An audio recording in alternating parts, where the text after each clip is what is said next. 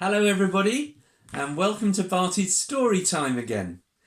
Our first story today is called Let's Get a Puppy. So here we go.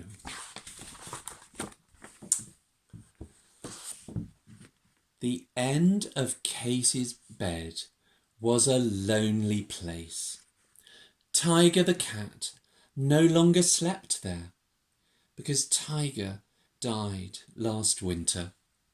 So there were only Kate's 2 feet to keep each other company at the end of her bed. And one day, Kate woke to full summer sunshine pouring through her open bedroom window. Can you see the sun shining through? She got up and she went into her parents' bedroom and she said, "Let's get a puppy." She said, "Let's get a puppy." "What, a brand new one?" said a now wide awake mummy. "With the wrapping paper still on?" asked her breathless daddy.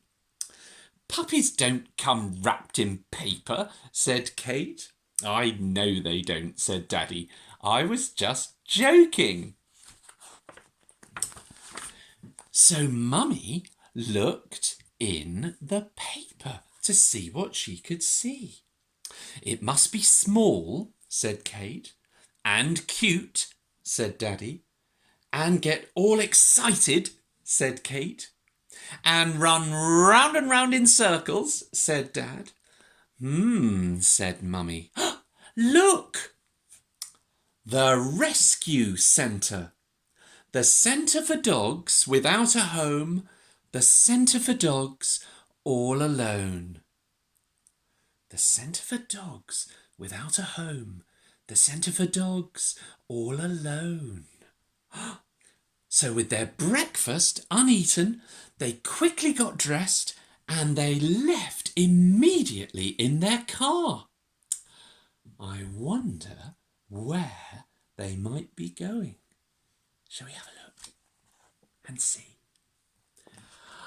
To the rescue centre. That's where they were going, and there they found lots and lots of dogs without a home, and lots of dogs all alone. They found big dogs, small dogs, sniffers and sleepers, wire-hairs, short-hairs, scratchers and leapers. They found fighters and biters, growlers and snarlers, short dogs, dogs long and thin, and dogs with their cheeks all sucked in. Like that. Can you suck your cheeks in like that? It's a funny looking dog, isn't it? And they also found happy dogs, sad dogs, take me home dogs, and dogs who couldn't care less. They saw smelly dogs, fat dogs, lean and mean dogs, chew it up and spit it out at you dogs, and dogs like walking nightmares. But then they saw Dave. There he is, looking up at Kate. Isn't he sweet? Wow. Dave. He was so excited, he came jumping out of his cage sideways. He barked twice. Woof, woof. Can you bark with me? Woof, woof. He barked twice and he turned a complete circle in the air. Woo, like that. He was small, he was cute, he was brand new. And Dave climbed right up and over the top of Kate's head. Briefly, she was wearing him like a hat on top of her head. And he jumped off the back. "He's all we want," said Kate. All that we came for, said Mummy. We'll take him, said Daddy. But then they saw something else. What do you think it might be? Shall we have a look? It was Rosie. And Rosie saw them. She was old and grey and broad as a table. It was difficult for her to get to her feet, but she stood up. Her eyes watered, her ears went back, and it was almost as if she gave them the most lovely smile. My wish for you, said Daddy, is that you could lie on someone's living room floor. Or on their couch, said Mummy. Or on someone's bed, said Kate. And Mummy's voice shook as she said, we would take them all if we could. But what can we do? And with many a backward glance, they walked slowly away, leaving poor Rosie behind. Doesn't she look sad? Poor Rosie. And they drove home with Dave.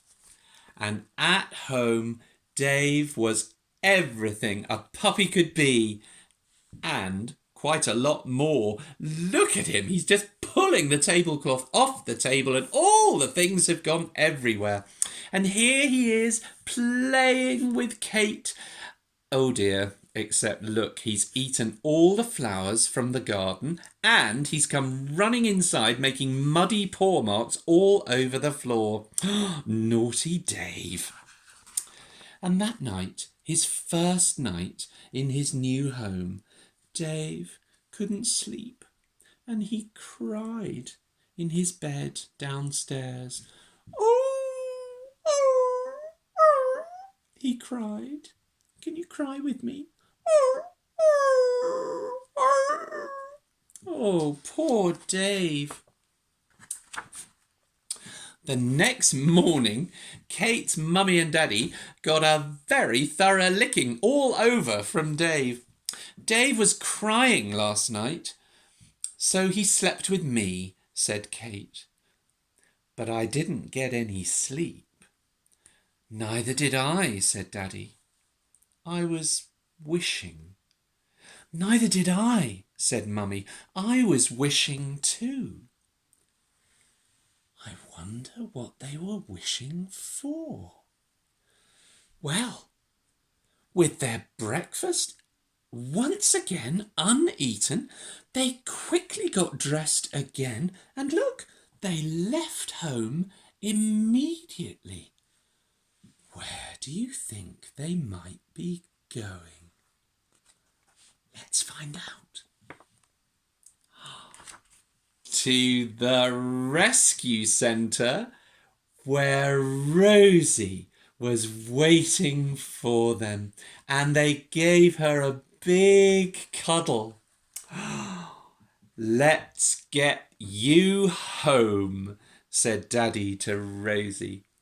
And they put her in the car and brought her home. And when they got her home, oh, her broad, heavy tail swept everything off the low table, just like Dave had done. Oh dear. And look, what's Daddy doing to Rosie here? I've seen a dog smelling a man, but I've never seen a man smelling a dog, said Mummy. She needs a bath, said Daddy. And so up there we go. Dave and Rosie both had a lovely hot bath and they came out all clean and fluffy. They had a wonderful time in the bath. And now Daddy's wish has come true. Rosie is asleep on the living room floor, with Dave to keep her company. And Mummy's wish has come true as well, because now Rosie and Dave are asleep on the couch. But what of Katie's wish? Will Katie's wish come true, do you think? It's time for bed. Kate jumps off the couch. She takes the dogs outside. One last time before bed. She gets ready for bed too. And look. Yes, Kate's wish comes true as well, as Dave and Rosie run up the stairs behind her. They will get to sleep in someone's bed. In Rosie's bed. In Kate's bed. Kate puts her head on Rosie's tummy. There. She can hear gurgles and squeaks and plops coming from inside Rosie's tummy, and corkscrew sounds, and the pump, pump, pump of Rosie's heart, like a big hollow engine room. Such a lovely, peaceful sound. And Kate's feet are no longer lonely under the blankets. Now, it seemed as if Dave and Rosie had always been there. Their weight is comfortable and reliable, and it will stop Kate's bed floating away into the night. And so Kate and Dave and Rosie fall asleep together in Kate's bed, lovely and warm and lovely and safe together. Night-night, Dave. Night-night, Rosie. Night-night, Kate. See you again. And that's the end of the story of Kate's new puppy. Well, our second story today is a story called Jonah and the Big Fish. And it's all about a man called Jonah. Here he is. And most of the time, Jonah was a good man. And so one day, God asked Jonah to do a job for him.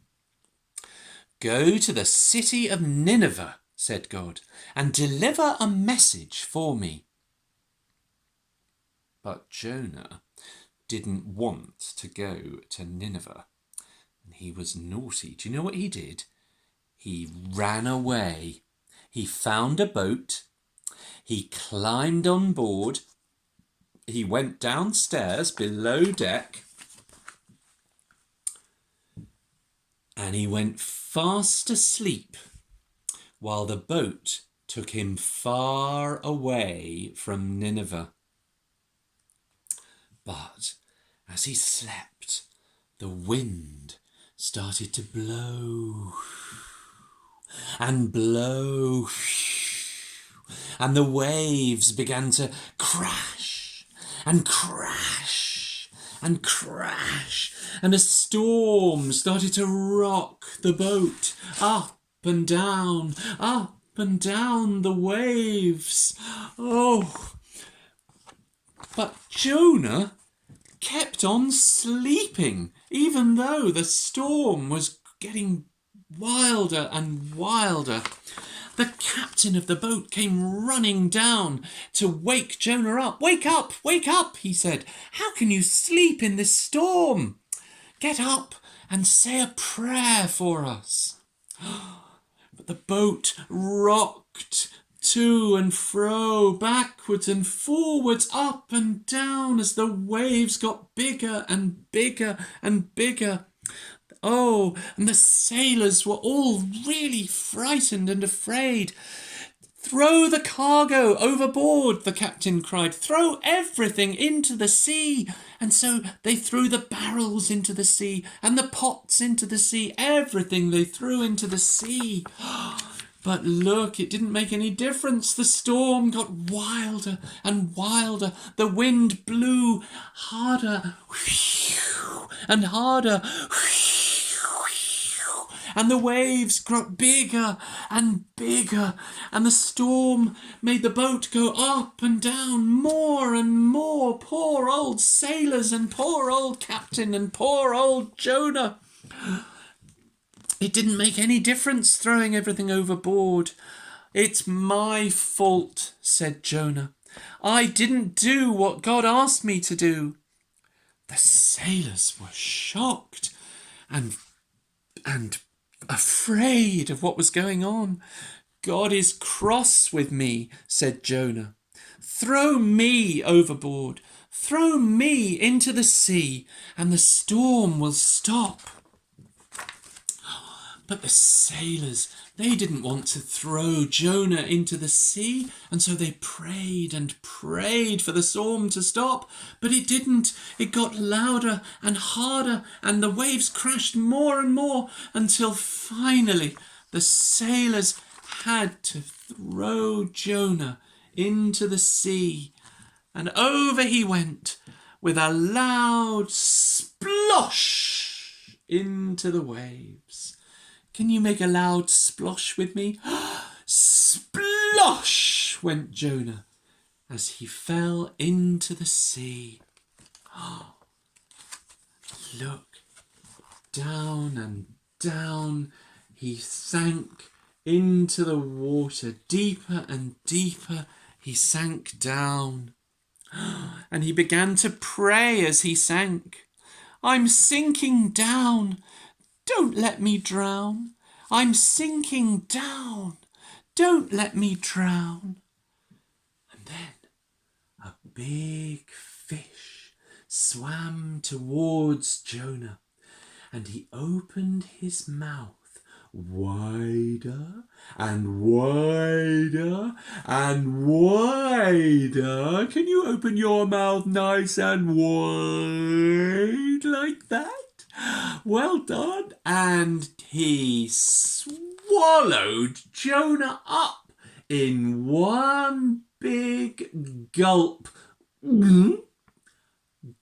Gulp went the big fish. Can you go gulp with me? Yes, gulp. He swallowed Jonah up. Jonah sat in the tummy of the big fish. He had a long time to think.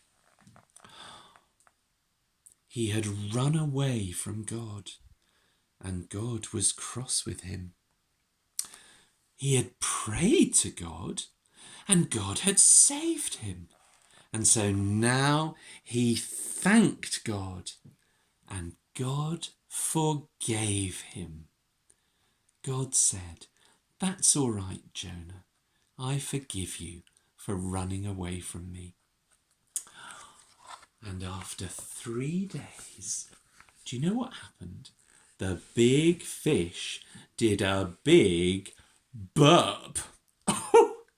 He burped and outshot Jonah right onto the sandy beach. He landed with a big plump. This time, Jonah went to the city of Nineveh, as God had asked him to deliver God's message for him. But the people of Nineveh were naughty, and they didn't want to listen to what God had to say either. For 3 days, Jonah walked through the city, calling, "Stop being naughty. Mend your ways in 40 days. Mend your ways in 40 days, or Nineveh will be destroyed. Oh dear. And when they heard Jonah's message from God, the people of Nineveh were shocked. And even the king of Nineveh, sitting on his throne, he was shocked too. They had forgotten that God was watching everything that they did. They were very sorry that they had been bad, and they decided to be good from now on. So God forgave them too. Jonah sat on the hill outside the city of Nineveh and waited for the city to be destroyed. But it was very hot and nothing happened. Jonah became very grumpy. Can you see how grumpy Jonah looks? He looks very cross, doesn't he? And God said to Jonah, Jonah, why are you so grumpy? I forgave you because I love you. And I forgave the people of Nineveh because I love them too. And finally, Jonah understood that God's love was big enough for everyone.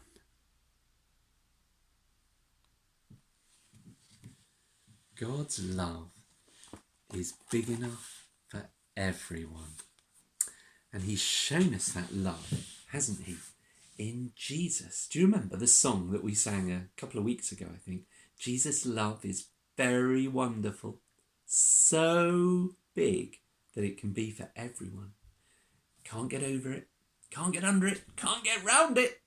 It's such wonderful love. Shall we sing that song together? Here we go. Jesus' love is very wonderful. Jesus' love is very wonderful. Jesus' love is very wonderful. Oh, wonderful love. So high, you can't get over it. So low, you can't get under it. So wide, you can't get round it. Oh, wonderful love. One more time. Jesus' love is very wonderful. Jesus' love is very wonderful. Jesus' love is very wonderful. Oh, wonderful love. So high, you can't get over it. So low, you can't get under it. So wide, you can't get round it. Oh, wonderful love. Well, there we are.